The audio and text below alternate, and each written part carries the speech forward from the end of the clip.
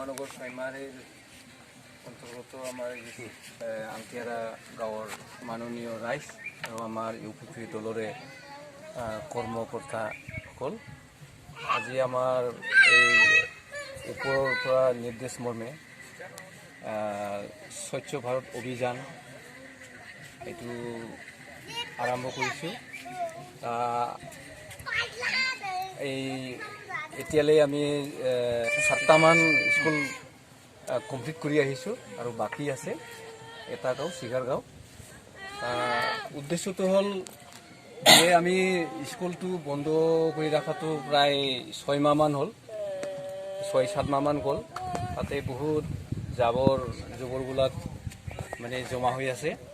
সেইটো আমি ভালদৰে চাফা কৰি পেলাই যাতে আমি এই যে ল'ৰা ছোৱালীবিলাকে যাতে 2 তাৰিখৰ পৰা যেতিয়া স্কুল খুলিব, এই স্কুল খোলাৰ সময়ত যাতে বেমাৰ আজাৰৰ পৰা ৰক্ষা পাব পাৰে, ইয়াৰ কাৰণে আমি এই স্বচ্ছ ভাৰত অভিযানটো আমাৰ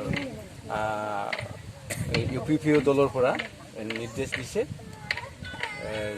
যাতে আমাৰ ল'ৰা ছোৱালীবিলাকে সুস্থভাৱে থাকিব পাৰে আৰু পঢ়া শুনাত যাতে ভালদৰে আগবাঢ়িব পাৰে, ইয়াৰ সম্পৰ্কে এই অভিযানটো লোৱা হৈছে।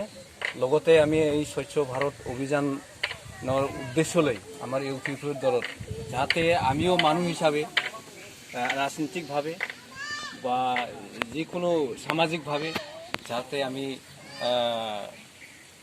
ভালদৰে মানে আগুৱাই ল'ব পাৰে, যাতে আমি সদায় ভাল ধৰণে মানে ভালটো চিন্তা কৰি সবেই মানে যে আগন্তুক যিটো BTR নিৰ্বাচন, এই নিৰ্বাচনত যাতে আমাৰ দলৰ পৰা মানে জিকাই পেলাই ভাল গভৰ্ণমেণ্ট লৈ আহিব পাৰে, এইখিনিকে কৈ মই মোৰ সমূহ বক্তব্য যাতে সামৰিছোঁ।